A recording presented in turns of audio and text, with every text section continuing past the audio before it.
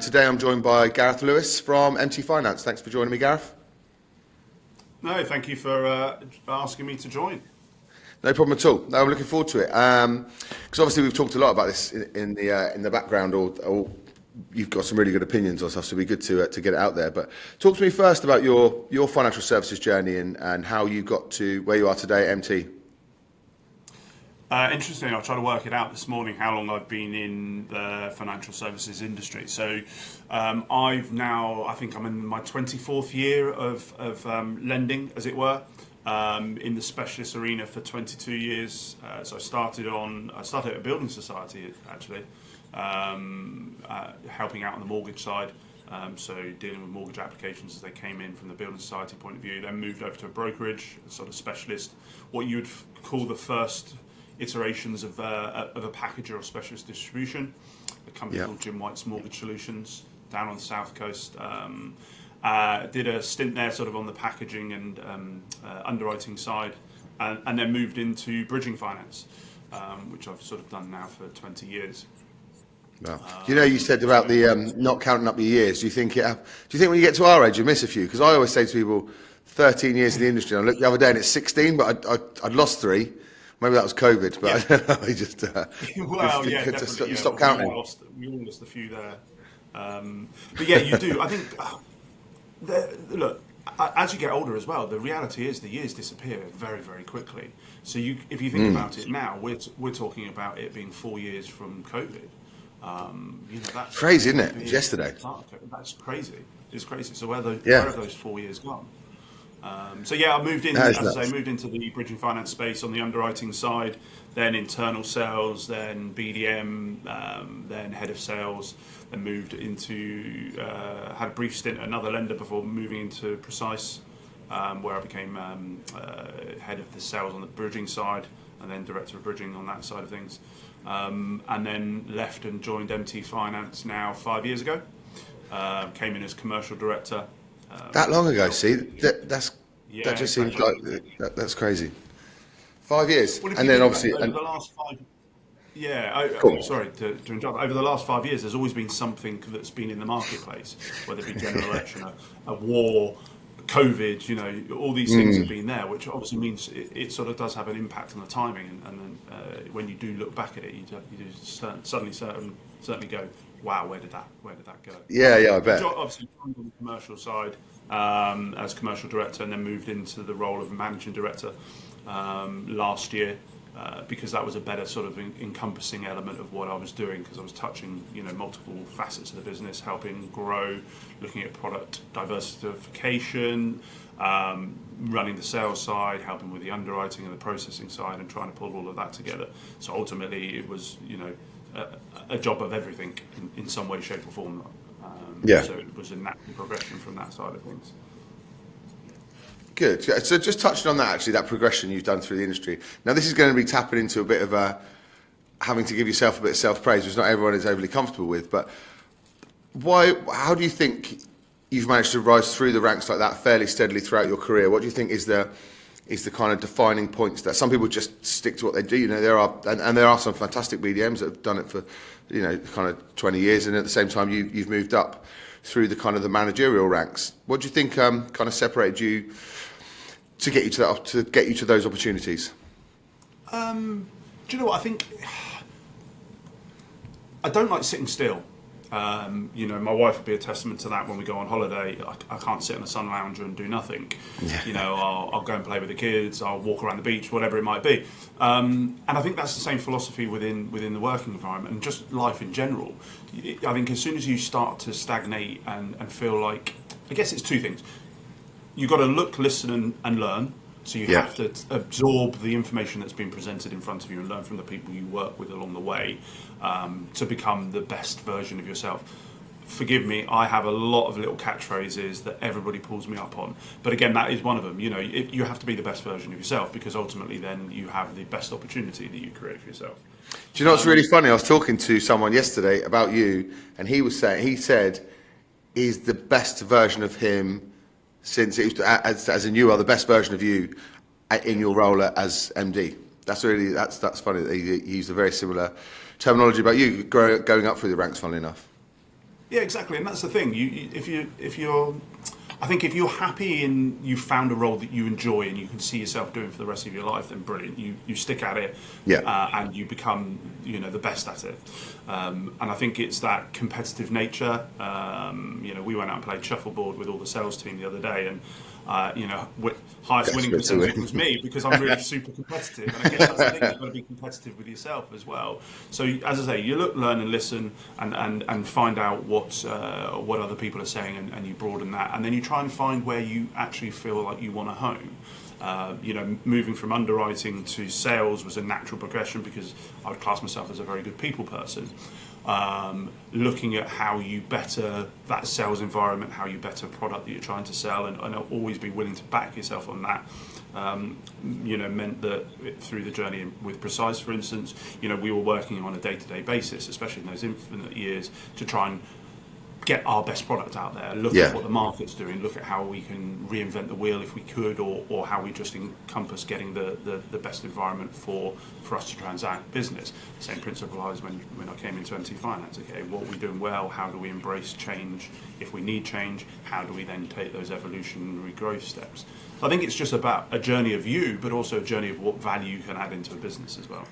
I mean, let's talk about just something you touched on then about underwriting to sales, because we hear about it a lot, and there's a lot of people who I speak to on this who are MDs, CEOs, sales directors, whatever it may be, in the higher echelons of the sales side of the business that have all had that kind of underwriting background.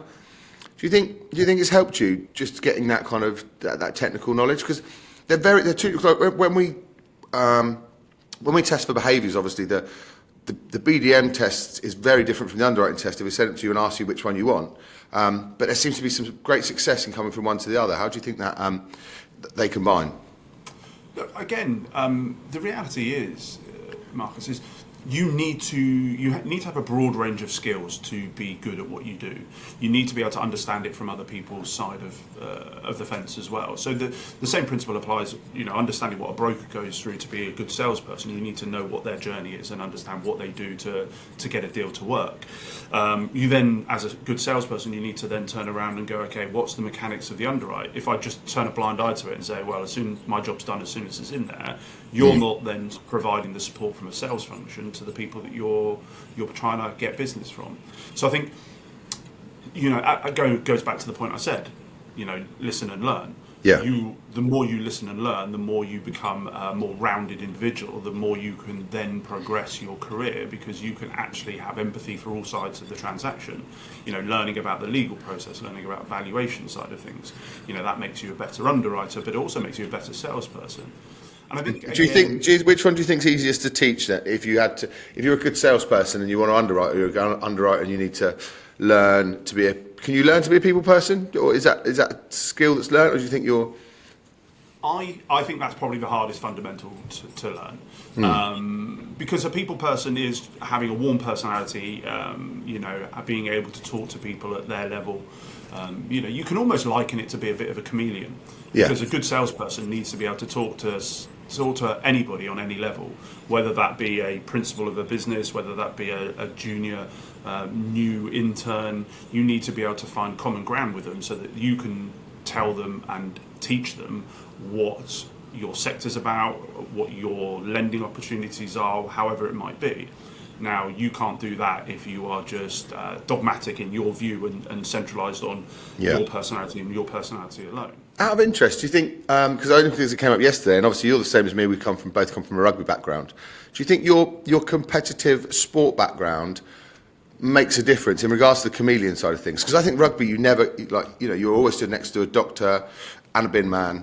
Do you know what I mean? There's such a variety there, and it's the same for all sports. Do you think that helped in your career? Do you think that was the reason you can speak to anyone? Definitely. I think, do you know what? The one thing I've always said as well, it's about psychology as well. It's about understanding people. I am a people watcher. If I go to a restaurant, I'll sit with my back to the wall so I can see everything. I sit on the office floor, so I don't sit in an office and keep myself locked away. I like to be sitting on the office floor so I can see what's going on. Yeah. Because you can see people's personalities, how much energy is in the room, and you can see whether people are flat. You can have a conversation with them. You can pick up, we've spoken about this before, the whole element of we moved back to working in the office as soon as we possibly could. Yeah. After that first lockdown, we opened up the office after that, and we've been 100% in the office since 2021.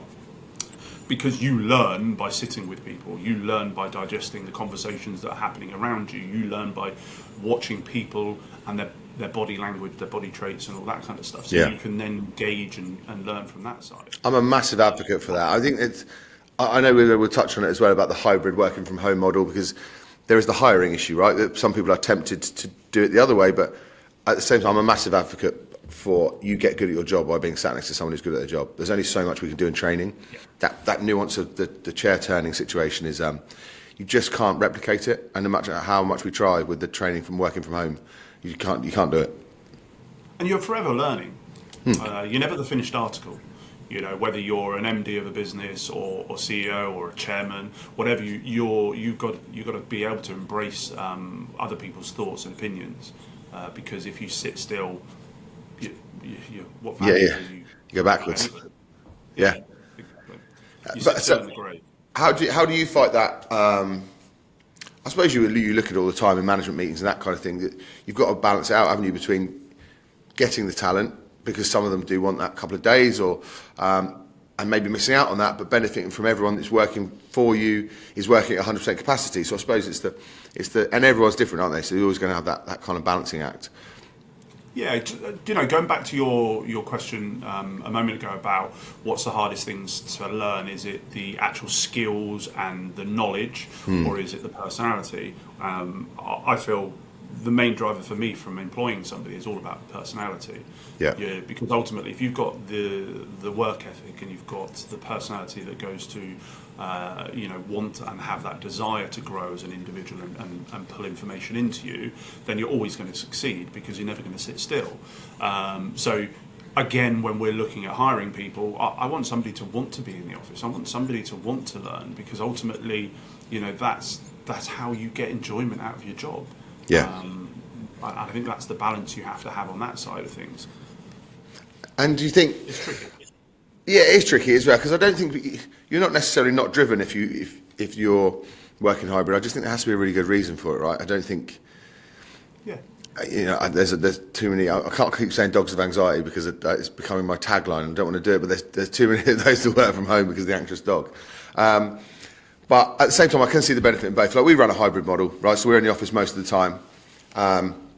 But as an MD, I would love everyone to be in all the time.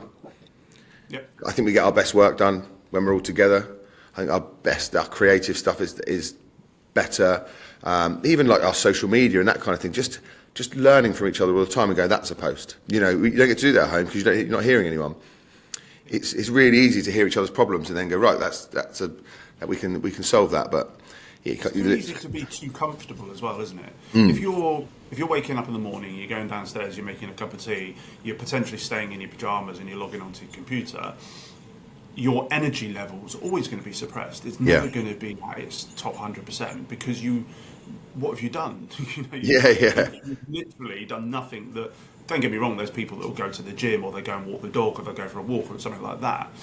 But you could have not spoken to anybody for that period of time. You couldn't have switched on your brain, and you couldn't have got your endorphins going. Yeah. And suddenly you're an hour and a half below, down on your productivity or whatever you're doing, because you've just meandered through the morning.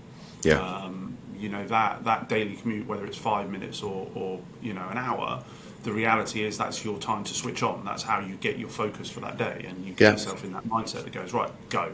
I did it for a long time. We worked from home for a long time during that period and a little bit afterwards.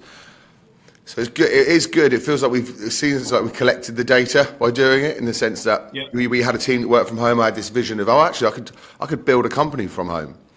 And then 6 months in, you start to see a few problems, and you can't fix them very quickly.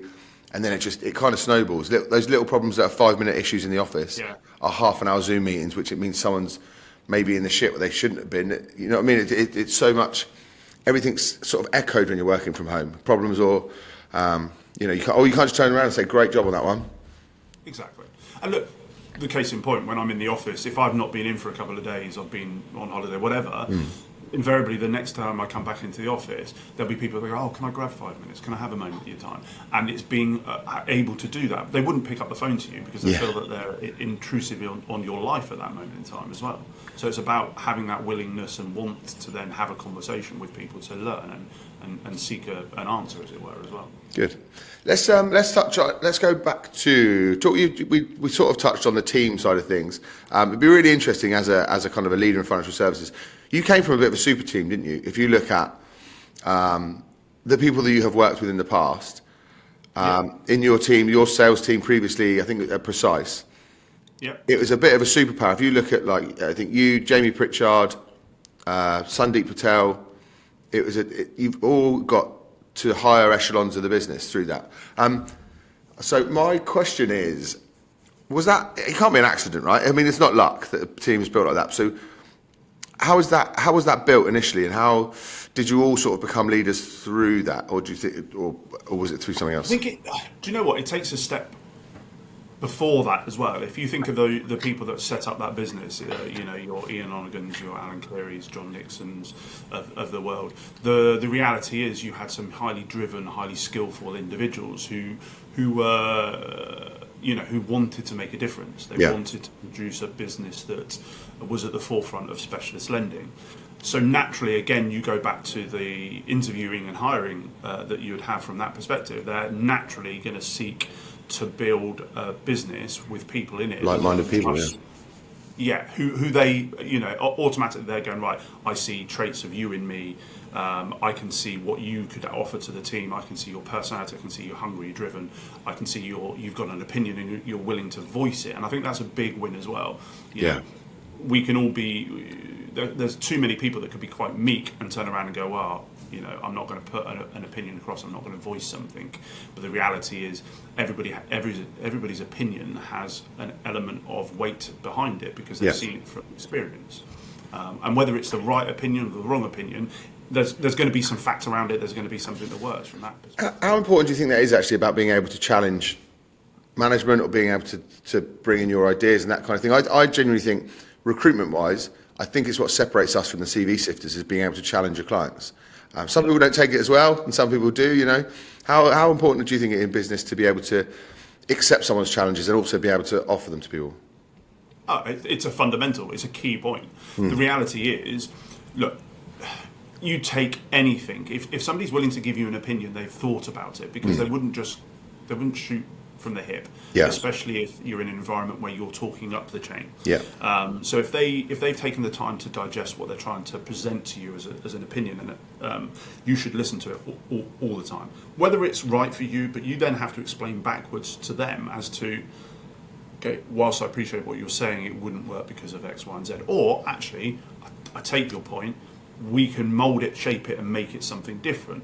And you have to be welcome that. But also, from you as an individual, for you to progress, if you're not willing to voice an opinion, you're not backing yourself. So you're always only ever then going to have a ceiling to where you can go because you're not challenging yourself. Because the fundamental for growth and progression is being able to challenge yourself first. Because if you just sit there and think I'm perfect, and I don't need to voice an opinion because I'm always going to do good, you're not. You need to be able to challenge people and say, actually, I don't think you're quite right on this. This is my opinion. This is why. And again, it goes back to why I sit out on the floor so people can have those conversations with us. We're as a management team from the founding directors all the way through. We're there to be approached. We're there to have a conversation with people. We're very open. And I suppose that's equally important when it comes to like the equality, diversity, inclusivity type thing. It's not so much, it's not having that hive thinking, right? So not everyone's just a yes man for you. Because as you say, if you're surrounded by people going, good idea, you'll never know if what you're doing is a good idea. So I suppose the challenges come from that as well. Having different thoughts in the business is always going to be beneficial, right? And do you know what as well? It's about that friction point as well. So if you think about sales and underwriting, I was saying this I had the BDMs in the other day, and I was saying you're always going to have an element of friction. If there wasn't friction between sales and underwriting, then Doing something wrong. Both teams are not doing their job. Yeah. So you're always going to have an element of friction where you're going to have an opinion, or you're going to want and have a desire that's slightly different from theirs. And it's about being able to voice that in the right way, have empathy to the situation, and find a solution. But also, don't take things personally. Because as soon as you take something personally, you're then you're setting yourself up for a fall. Because ultimately, you're going to be in a position where you've taken it personally when it isn't personal. It's just about getting something done. So if you're shot down because your idea or your thought process isn't quite right, or you didn't know all the information, it's a commercial decision, right? That's fine. Move on. Don't let it stop you from turning around. How do you manage that out of interest between underwriting and BDMs? Because it's got to be, obviously BDMs are there to get business through the door, right? And underwriters are to make sure that it's to go through safely. So I know there's that friction, but how? I think it's the education. Yeah. You educate an underwriter to realise that the BDM's doing their job, and if they don't challenge you and the broker doesn't challenge you when you're underwriting a transaction, then because no one puts through a case that they don't think is going to go through, do they? No one thinks this isn't going to work, so they're all shocked when it comes back. Yeah. And look, you take the broker journey, for instance. A broker only gets paid when that case completes. So that is their bread and butter. That's their ability to pay their mortgage or put food on the table, as it were. I know that sounds drastic, but that is it's reality. true. Yeah. So they're always going to then have a strong opinion around a transaction to want to get the solution. Now, the BDM and salespeople's job is to show willing to help that broker to get that case through the life and get it to completion. If some problems and challenges go, but then what they have to be is a mediator between the broker, who's fundamentally this case has to complete. The underwriter goes, well, I've got a risk here that I have to mitigate, and that's why I'm asking the question. Yeah. And I guess that's the thing. They have to play the person in the middle that goes, okay, I understand what you're saying over here, but this is right here, and they have to be able to then push back to the broker or push to the underwriter to say, actually, can we have a think about it from that? It's interesting, isn't it? Because you mentioned empathy for the other parties, and I think sales previously, kind of back in the day, probably skipped that part of the sales process. Actually, the understanding side of it. I think that we test on empathy, that particular behaviour for us, because I think it's really important. I think it's been missed in our industry as well. But actually, the sitting down and listening and the understanding of I understand where you're coming from is massive, right? Well, it's the old age thing, isn't it? A business development manager in the past was always construed as a brochure delivery manager, wasn't it? Because ultimately it was like, here's my product, don't darken my doorstep. This is the rate change, don't darken my doorstep. Yeah. A good salesperson is actually a relationship builder. They're the one that sits there and understands who that person is, why, what type of clients they've got, what type of businesses, be able to challenge them. I used to go into people's offices and sit there, and this is when they had their deals on the whiteboard, before they became obsolete. And I'd go, well, why is that loan gone to that lender? Why is that loan gone to that lender? And you challenge them to say, well, but we would have done did that. Well, I would have done that, and I would have done it better. Whether you do, you have to back yourself. Yeah. But then that's the education. That's the improving that person you're dealing with on the same principle. So again, when you're talking about cases with underwriters, lending money is risky. There's risks involved in lending money. Yeah. And it's just about mitigating the risks. Okay, so you look at the transaction. Does the transaction make sense? Can you see what we're securing our lending against? And can you see how we're going to be repaid? There's going to be some bumps in the road that go to all those points to get yourself comfortable. But okay, it's about making sure you get your ducks in a row to be able to say, okay, I'm happy to lend. Got you. And that's a key fundamental from that side of things. How have you felt this year, or have you noticed this year? Because obviously, money was tighter, right? There's less. Leads were more. People were making the most out of every lead, and you had quite a few brokers that, especially we were speaking to, that were looking to kind of jump into commercial and some specialist lending, that kind of thing, that perhaps didn't have the desire for it previously. How did you manage that over the last kind of year, 18 months? That there's a bit of there's less education, if you like, around that with. Like your box standard resi broker who is just selling that, but they'd normally pass that off perhaps, but now they're trying to do it themselves. Was that quite taxing for like the BDMs and the like, just in regards to education, or did you notice any different? Do you know what? I think the specialist industry and the specialist lending industry as a whole does that very well. You know, I talk about my first journey into bridging finance, and it's always been in education, because people look at bridging finance when I first started and they go, "Oh, you don't want to do bridging finance. That's really expensive," or you know, "That's a lend of last resort," or "Is that not somebody in a full Cortina with a baseball bat that gets their money back?" You know, there was this stigma attached to it. Yeah. But it was unfounded. Actually, ultimately, what bridging finance is about from that perspective is it's a facilitator of a transaction. Very rarely does anybody wake up in the morning and go, "I want a bridging finance loan." Again, one of my phrases. But they do wake up with a need and a necessity for money. Quick money. So they need to be able to facilitate it. Okay, is that a refurb and renovation where the mortgage lender, like high street mortgage lenders, turn around and say, "Well, it's unlettable because it's got a pea green bathroom suite." You know, a bridging loan turns around and goes, "Well, actually, it's got a value. Everything has a value. Tell me what the value is now. I know that they're going to do the work to improve that property and make it a lettable property. Let's do the deal."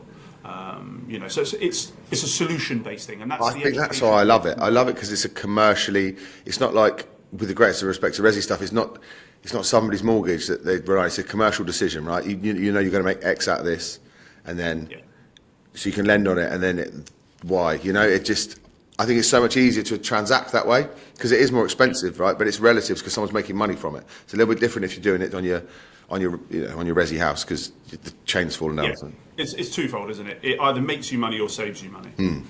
Or, I guess the third to that would be it protects you emotionally. Yeah, it solves your problem, doesn't it? Yeah.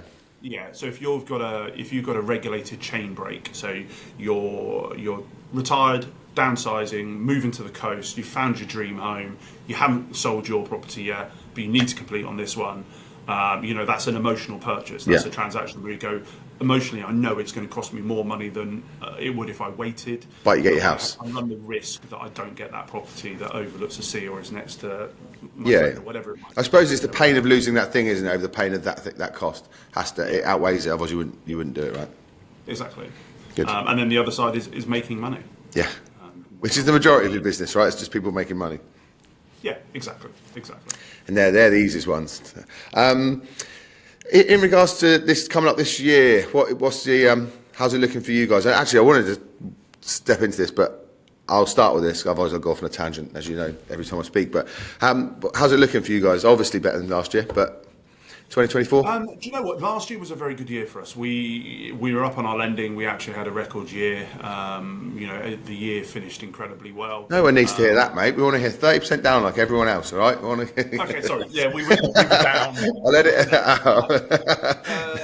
Yeah, so it was.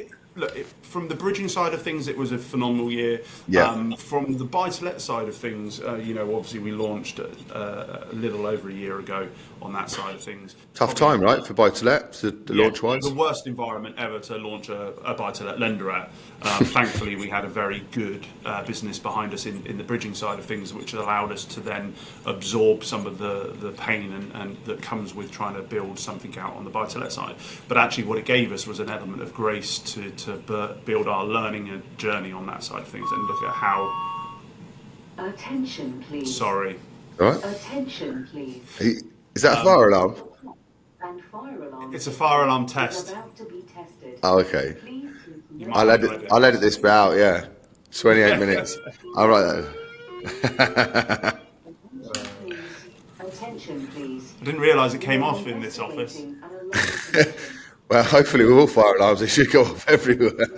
Well, yeah. I thought the speaker was outside the door, though. Ah, right, got ya. That's intense. Was it Second World War fire? Yeah. The speaker actually, where I sit normally, is above my desk as well, and it gets. Is it? I swear it's louder.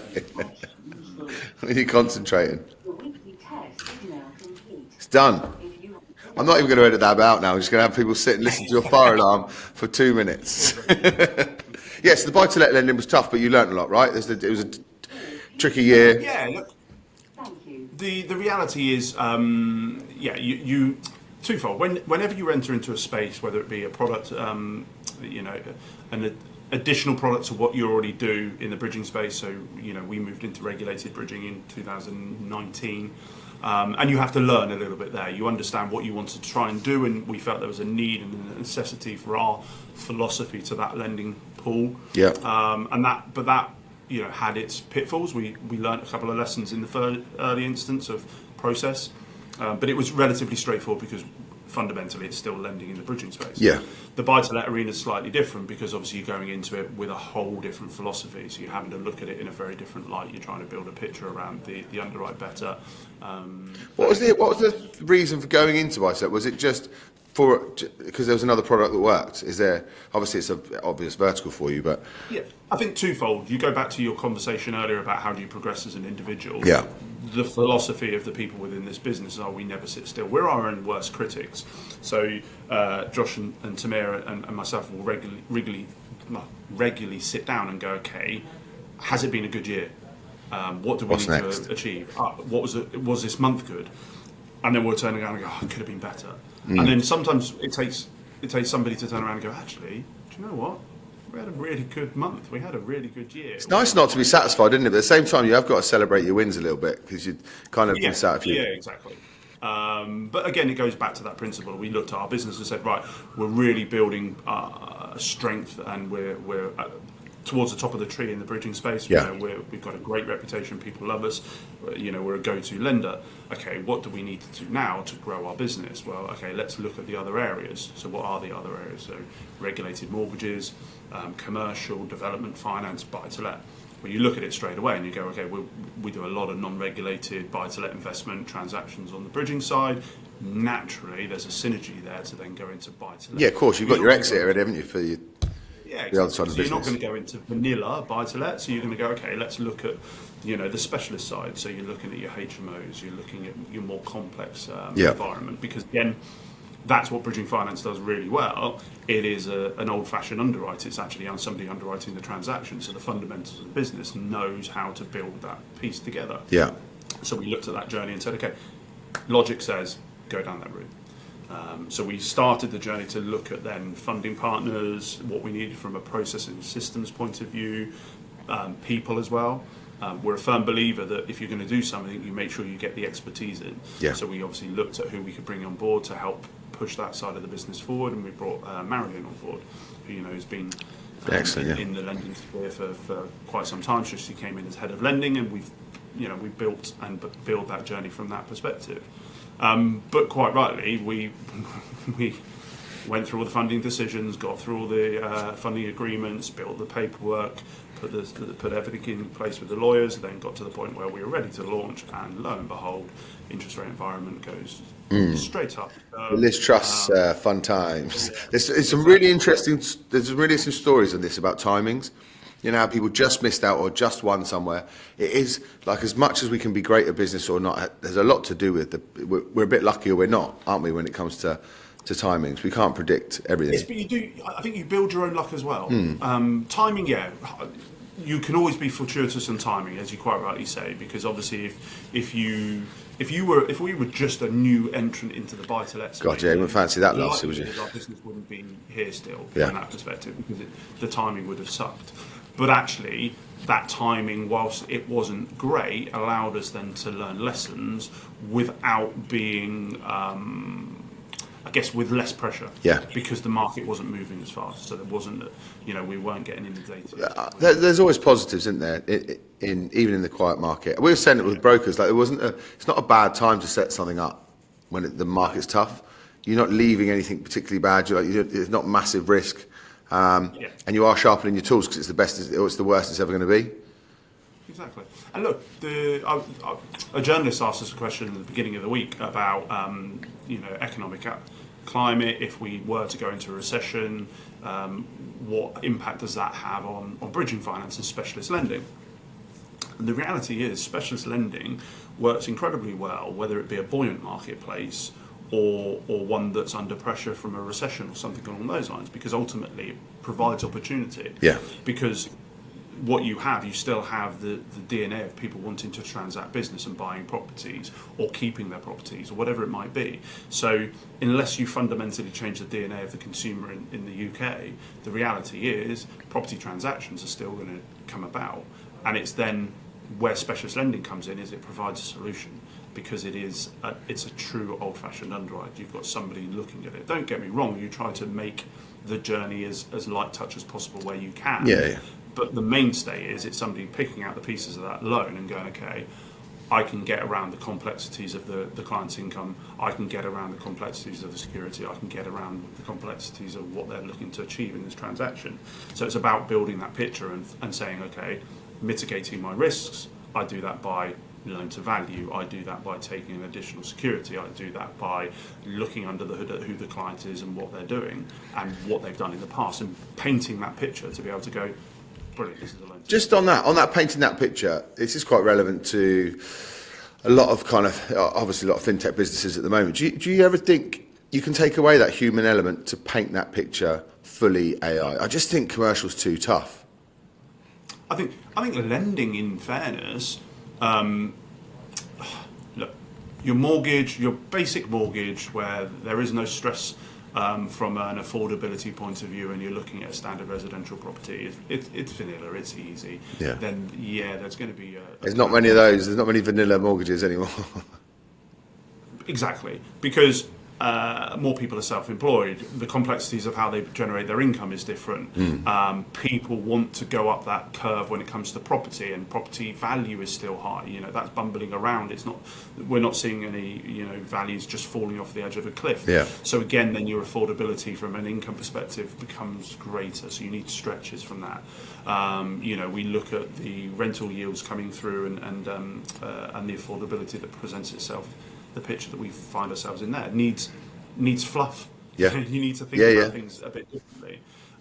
So whilst you can take a small percentage of the business and create that light touch or no touch environment, I would say we're still in a position that human touch is needed. Don't forget as well, there's a huge amount of fraud risk when a computer's doing it. Yeah, exactly. And a computer can't take that away. Yeah, I think that, just in regards to the emotion side of things, I think because these sort of transactions there's emotion as well, especially on the resi side, but also on commercial, there's just too many variables that obviously I'm not a tech whiz, and I'm sure there are algorithms that can fix most things, but I think there's so many variables with commercial lending that you have to have a human eye on. I don't think it can be replicated yet. Yeah, and I think there's anxiety as well. If you're running a business where no one's touching a transaction, yeah, what's going on? Would you sleep at night? I don't. No. It'd be tricky. I would class myself as a bit of a control freak at times. I like to know what's going on. If it was just going into computer and spitting out the other side and saying it's done, I'd be a little bit nervous. Good. And let's touch on that control freak thing, if that's all right, because. Okay. In your position, you have to delegate, right? You have to relinquish a little bit of control, that kind of thing. How easy is that? I know, well, it's tough because that's the controlling part, but how easy was it to learn and get to delegate? And do you get better at it? Is that do you think delegation is like a skill for people who struggle to release control? I think you have to learn to be able to do it. But I think a lot of that is then built over trust. So you trust the individual that you're delegating to. Yeah. And now ultimately, if that person is somebody that you've already brought on board and you've put into the role that allows them that freedom of responsibility, then ultimately that trust is already there because you wouldn't have put them in the role. Yeah. And that's also beneficial for the other person as well, right? To be challenging someone, giving someone autonomy, that kind of thing. There's some benefit in empowering your team. Yeah, exactly. And look, we did it here. Raf was made head of lending on the bridging side last year to take and absorb some of the parts that my role was taking into Yeah. to give me a little bit more freedom on that side of things. He's done a fantastic job. We've got head of lending on the buy-to-let side, as I said, Marilyn, who you don't have to say anything to. She's just doing the job that she's paid to do, and she's doing it. I find that once you do relinquish a little bit of that control, and you realise that someone can do that exceptionally well, it makes it easier as you go. Like, what other parts can you could potentially pass over to someone or empower someone with? Exactly. Don't get me wrong. You always want oversight. You always want to know what's going on, and you're always looking to understand that, because otherwise, how can you help make those improvements to that business if you don't understand what's going on in it? It's very poignant for me at the moment, because we just it was this month we've had our first placement that I have had nothing to do with. I've never spoke to the client. I've never spoke to the candidate. Okay. I wasn't in. Normally, I'm in on the meetings where it's the first time, and it does feel weird because it's sort of 15 years, and I've always done everything myself, but we didn't have a team or anything. So I was interested in that controllingness. Not, I don't want to say controlling, but because it sounds a bit sounds wrong, doesn't it? It's just a weird feeling when you first have to give someone else. Did you wake up in a cold sweat? Yeah, I don't know anything about it. It seems strange. It seems strange that something goes on in your business that you're not fully aware of. I've never shook the guy's hand, which is strange. But someone else has in the business who clearly is competent enough to do it, who I've put in that position. It's just a strange feeling at first, but then once you know it works, I'm hoping that's the kick on to not have to do everything. Yeah, proof's in the pudding, isn't it? Yeah, absolutely. So I know I touched on this and I started talking about something else, but so 2024, what do you think? I feel like at the moment when I speak to brokers, they seem more confident than lenders. Do you think that's just because you guys have got shareholders and that kind of thing that you need to keep sweet, or do you think you've got a more realistic side of the market, or how do you see it panning out? Do you know what? I'm always the optimist. I always look at things in a very positive light, because ultimately it's down to you to be able to produce and build that. You still there? Yeah, I'm still here, yeah. So your picture just disappeared on me. Oh no, I'm still here, yeah. So it's about being able to look at what you've got as an opportunity and see how you can make improvements. Now, ultimately, we do know that the market, from a transactional point of view, is suppressed at this moment in time. So that does have an impact on your ability to transact. But I think the key things I'll take out of last year, if you look at last year as a sort of consumer philosophy point of view and how they embraced it, I think they actually came round to the understanding and knowing that the interest rate environment was higher and it was going to be a little bit more painful, a lot quicker and sooner than most people that would have given them credit to be able to do, because they looked at it and went, okay, this is a sensible interest rate environment. Yes, it's more expensive, but that's where it should be. They embraced that change a little bit better than maybe we thought they would. I guess what we're looking at now from our perspective is they are looking at the opportunities and they're probably digesting them a little bit more. So hence why you're looking at sort of purchase transactions being down at the moment in time twofold. People are not putting their house on the market because they feel like they're not going to get a buyer, or they can't afford necessarily to move at this moment in time. Okay, have you felt the slight uplift though in comparison to? Well, I know you said that the end of last year was extremely good, but it's moving in the right direction, right? Definitely. I know a couple of people who own estate agencies, and they, I've had a couple of conversations with them over the last month. Yeah. And they're quite buoyant. They're going, more people have actually picked up the phone, had a conversation with us about what the market's doing, whether it's the right time to put their property on the market. I just think that's the main thing. Right? That's what we said the other day. Just it's inquiries, right? If inquiries are up, that's the movement of everything. That's the main thing. The market's not. It breeds positivity, doesn't it? Yeah. As well? Yeah, and when people are thinking about it, that just gets the wheels turning, doesn't it? Sowing the seed back into getting things moving, because we're not completely stagnant, but at the same time, things just need to kick on. I'm a firm believer of mindset puts you in that position. Ultimately, if you were to turn around and say, I'm happy, then naturally you're going to be happy. It's energy creation. If I get up off my chair and I walk around as I'm talking, you create energy. Whereas if you're sat down comfortable in a chair, there's an element of stagnation. Yeah. Gesticulating with your hands is a way of putting a point across and being animated about it. It's all these kind of things that create a little bit of buzz, a little bit sense of happiness and energy, rather than something that's just very flatlined. So Yeah. if you're an estate agent, for instance, and you've got a new buyer or new potential seller on your hands, you need to be energized. You need to be talking to them in a positive light, and you have to portray that positivity out there because they need to have that sense coming off you. And again, the same principle applies in underwriters talking to brokers about deals, solicitors talking to clients about transactions. If it's all very flat, people are going to go, "Oh, I just don't feel right." It doesn't. Yeah. Like we talk ourselves into not being successful, right? We're just by the flat, like it's not. I would say it here. Like we're a very small business. We're a tiny little economy. We don't have to watch the news every day and worry about all the problems that everyone has. We've got to feed us and 8 other families. That's it. So that's the positive for me. But if I could look at Reed, who have got 180,000 jobs or whatever, it's completely different. You don't have to look at the market as a negative like that. You know your position in it, and like you say, positivity breeds positivity, doesn't it?